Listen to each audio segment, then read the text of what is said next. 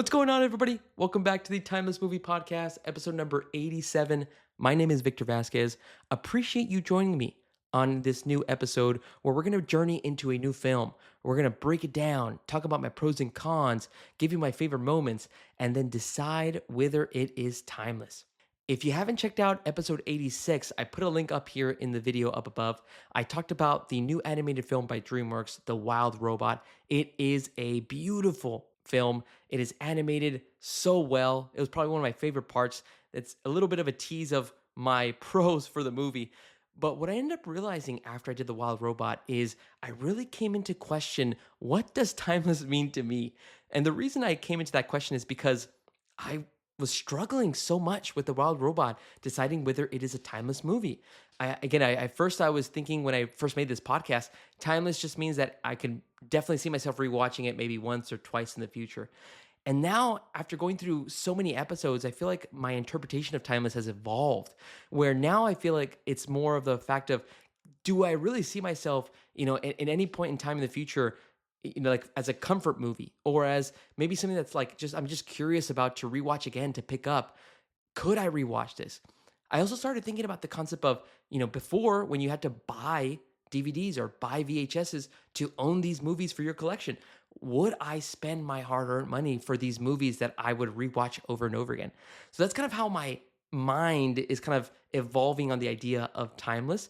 Just wanted to kind of give you a peek of that in regards to what I was thinking after I did The Wild Robot. So it goes to show you how good of a movie it was that I was contemplating what my interpretation of timeless was. But all that to say is, again, timeless really just kind of means whatever you guys want it to mean. For me, it means, can I actually add a movie to my collection, whether it's digital, whether it's physical, and see myself rewatching it in the future every year, every other year? A couple of examples. I always call out Inception, The Dark Knight, Lord of the Rings.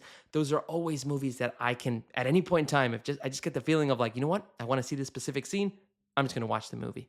So for anybody new, hopefully that kind of gave you a good description as to what I do on this podcast.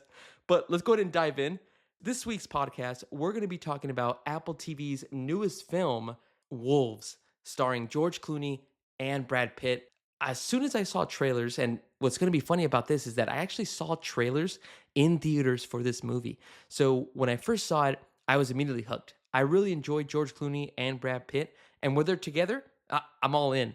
And then I found out that John Watts actually directed this film, and I was like, oh, even better. A director that I like. I've loved all these Spider-Man movies from the MCU. So I thought it was just a match made in heaven. And I was super excited to find out that it was going to come out in September. And then all of a sudden, a couple weeks ago, Apple TV decides that, you know what? We're only going to put this movie on Apple TV for streaming, no theatrical release. And I was pretty disappointed, not going to lie. I thought this movie would have been really perfect to show on the big screen, especially when you have two big name actors and a director that's very well known after being a part of the MCU. So very interesting choice by Apple TV. Hopefully folks are able to kind of get a subscription and watch this movie. I ended up getting a subscription and I was able to watch this one over the last couple days. So let's go ahead and dive into some thoughts now that I have actually watched Wolves.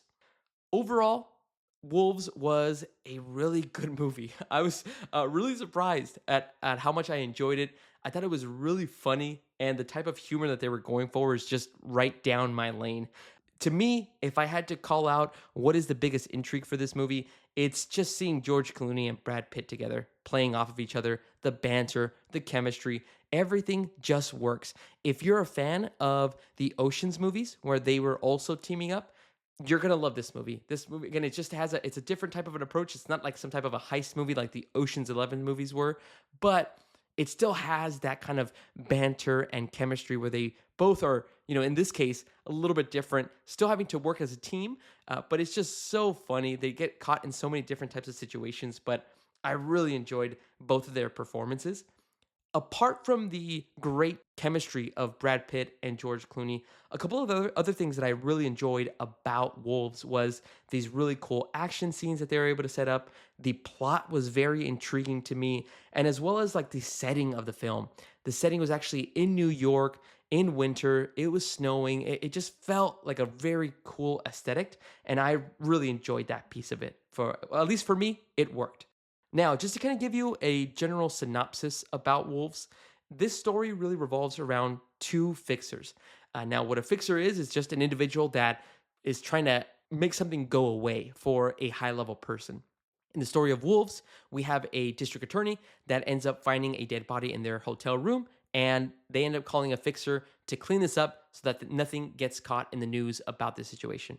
The problem here, though, is that two fixers actually get called for the same job. And as a fixer, you're supposed to basically not have anybody know what you're doing, any witnesses. And so now there's already a conundrum that two fixers now are aware of the same problem, and now they have to work together and are forced to work together in order to get rid of this dead body and make sure everything is cleaned up and get rid of all the loose ends that could occur. And as you could expect, this is kind of just the beginning of the story. You then see everything kind of unravel as more and more situations come up between these two fixers, which are George Clooney and Brad Pitt.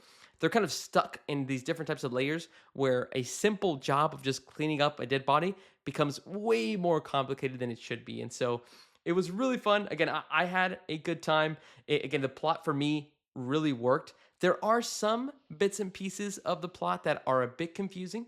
It didn't take me out of the movie, but I did notice that, like, to me, just maybe it wasn't really needed.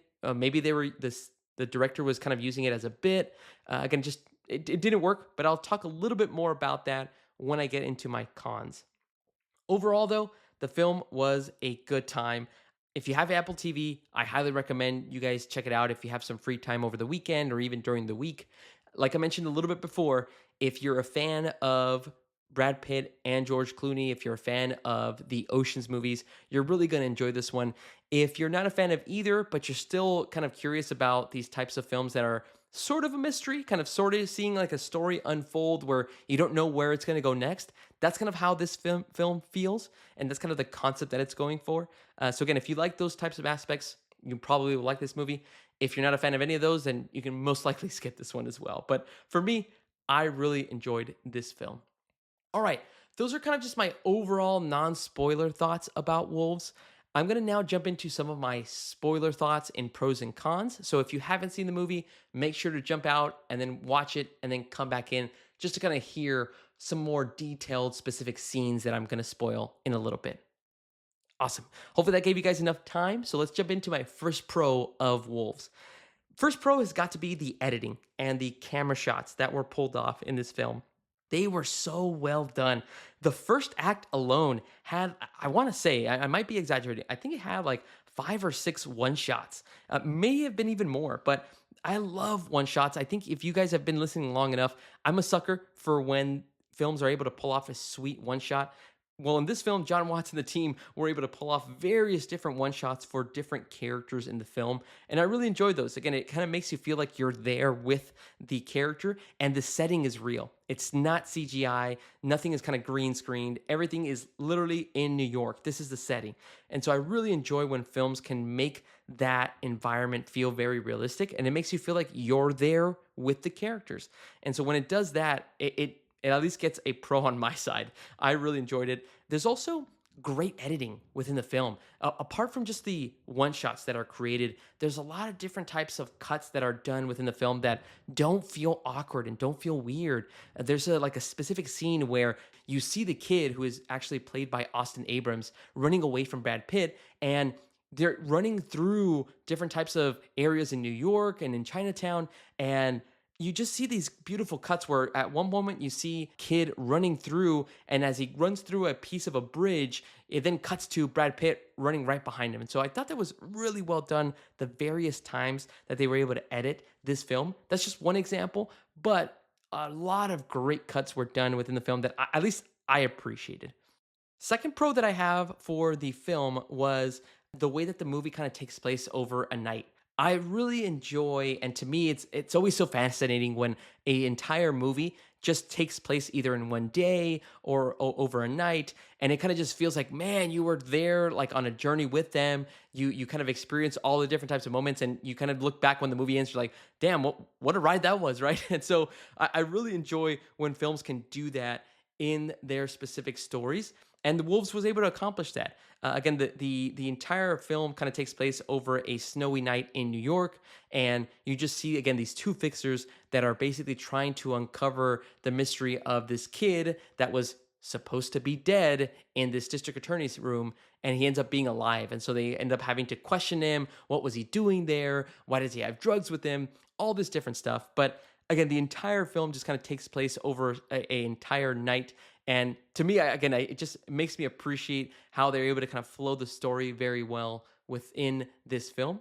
And then I kind of teased it a little bit before, but the entire setting of New York in the wintertime, again, it's just aesthetically pleasing to me. It just felt so cool, like everything is happening at night, and so like you're experiencing all these things with these two fixers. And again, it just to me, I really enjoyed that kind of a setting, and it felt all realistic. So really appreciated that piece of the film.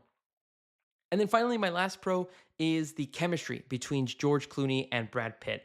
Funny enough, in this movie, I don't believe their names are ever given, which I found pretty weird. You just know them as these fixers, but they never give each other the names. I might have to rewatch it again. They probably did give each other their names, but I don't hear them at all. And so you see these two characters interact, and as you would expect, it's kind of like this kind of buddy movie where these two individuals that supposedly are very different do not want to team up with each other. These two fixers want to kind of go their own ways, get the job done, and then move on.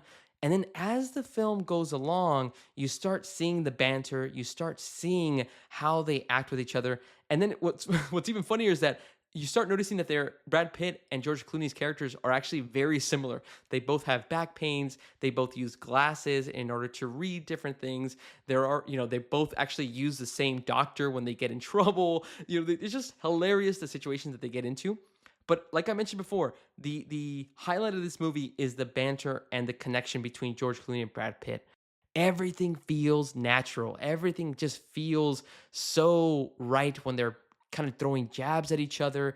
And you can kind of see it evolve. At the beginning, the jabs are very harsh, saying that, like, one of them can't do the same job that they can. And then by the end, they're still throwing jabs, but it's more in a funny light. They're both laughing at each other. And so it's really a funny moments like that whenever you see these two on screen.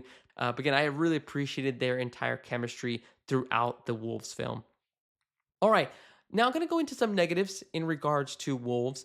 Only got two things here that I kind of drop it down for me a little bit when I was watching it. The first con I have is some pieces of the story just feel a bit confusing. I mentioned this a little bit in my overall thoughts a little bit earlier, but when I watched the film, there's specific parts where they have George Clooney's character kind of like if he's trying to figure out what is the grand scheme of this whole situation.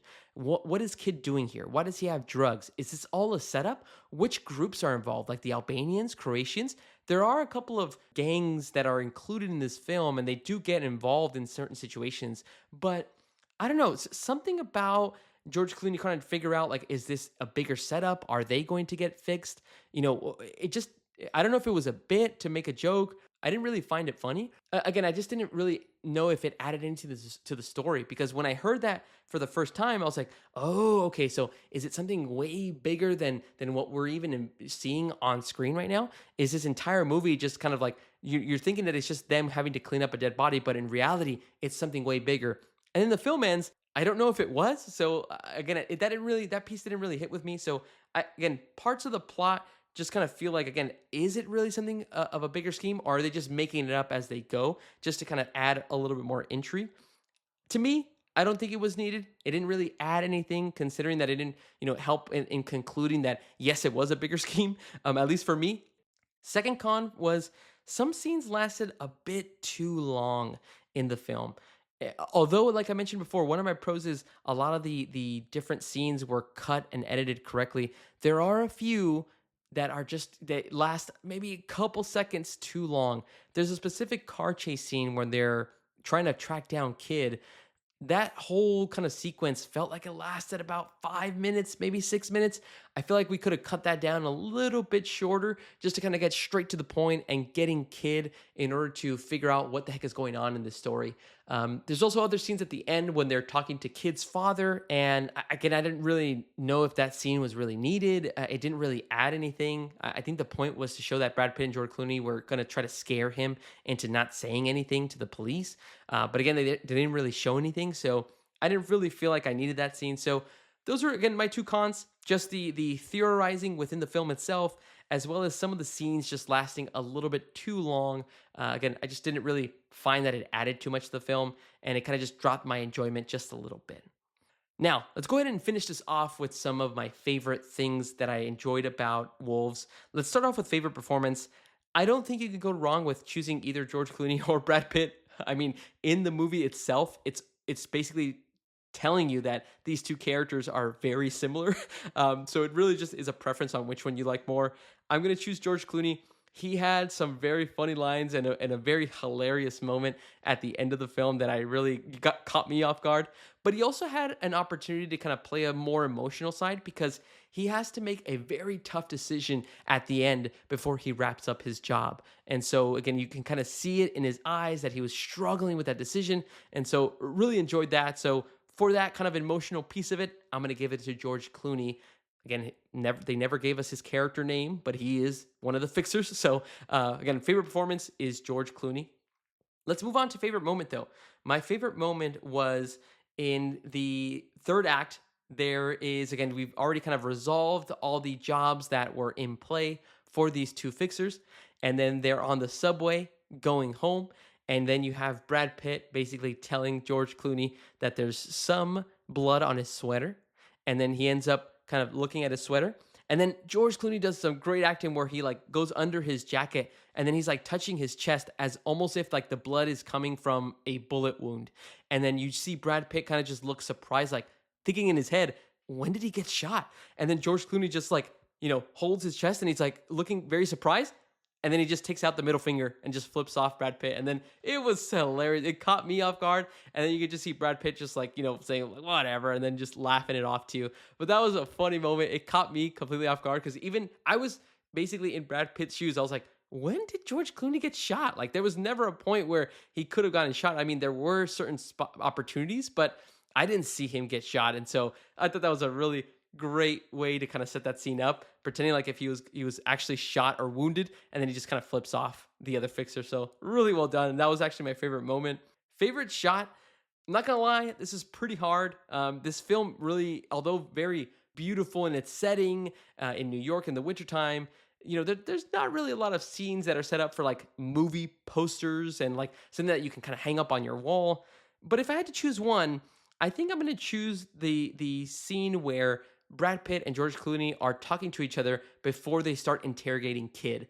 And so you have them both kind of outside the door, and they framed it really nice. You have Brad Pitt on the left, George Clooney on the right, and in the middle of the door, in the background, you see Kid just sitting on the bed waiting for them to decide what they're going to do with him. And they're just kind of talking. And I thought that was framed really nicely. So if there was one shot that I really enjoyed, it's probably going to be that one. The kind of, I guess, doorway scene between Brad Pitt and George Clooney talking about what they were going to do to interrogate and scare the kid. Those are my thoughts, though, guys. That was my breakdown of everything that I enjoyed or didn't enjoy about Wolves. Let's go ahead and dive into the final segment of the podcast, which is this movie timeless? Can I see myself rewatching this one? If I had the opportunity to purchase this on digital, would I do that or purchase it for physical media? As of today, I will say that Wolves is not a timeless movie for me. Although, again, very cool to see Brad Pitt and George Clooney team up together in another film. And the story made sense to me. I really enjoyed how the story kind of unraveled and kind of put them in various different situations and made things a little bit more complex.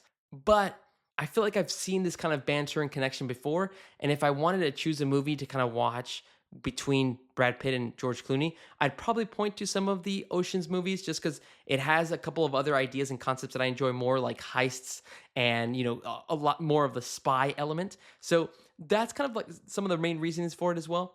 Although, again, I did find this movie pretty funny. not anything that like I can point to of like, oh man, I can't wait to watch this scene again. Even my favorite scene where he flips him off. That's kind of like a really funny moment when you're not expecting it. But now that I've seen it, I'm already expecting it and I'll still laugh, but it's not going to be something like, oh, memorable like that I can't wait to see over and over again. Still a very cool movie. I would still recommend folks watch it if you have Apple TV. Again, it's only about an hour and 50 minutes, barely hitting that 2 hour mark, I think. But once again, that's my recommendation. Not a timeless movie, not something that I will have to kind of add to my collection to rewatch in the future, but still a fun time overall. More importantly, though, guys, what are your thoughts of Wolves? Have you had a chance to check it out on Apple TV? If you have, let me know down below in the comments. What did you think about George Clooney and Brad Pitt? Did you think it was weird that they didn't ever say their names? And do you think it is timeless? All right, guys, thank you so much for those of you that stayed all the way to listen to this podcast. My name is Victor Vasquez. This has been episode number 87 of the Timeless Movie Podcast. Make sure to check out next week as we watch a new film streaming or in theaters and decide whether it is timeless. All right, guys, thanks so much, and I'll talk to you later.